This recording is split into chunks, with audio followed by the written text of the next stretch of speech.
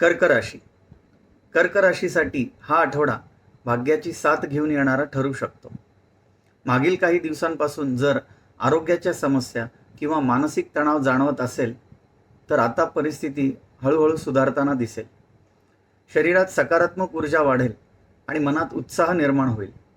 विशेषतः सकाळी केलेली प्रार्थना, ध्यान किंवा मॉर्निंग वॉक तुम्हाला मानसिक शांतता देईल.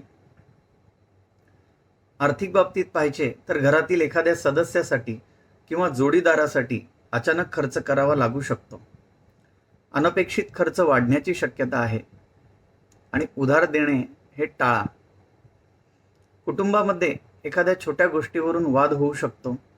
विशेषतः दुसऱ्यांच्या कामातील क्षुल्लक चुकांकडे दुर्लक्ष करून त्यांना समजावून कौतुकाची भाषा वापरणे तुम्हाला अधिक फायदेशीर ठरेल. व्यवसाय करणाऱ्यांसाठी हा काळ खूप चांगला आहे. नवीन प्रोजेक्ट्स, नवीन आयडिया किंवा नवीन पार्टनरशिप यामधून फायदा मिळू शकतो. धाडसी निर्णय घेतल्यास भविष्यात मोठा लाभ होण्याचीही शक्यता आहे. नोकरी करणाऱ्यांना वरिष्ठांकडून कौतुक मिळू शकते.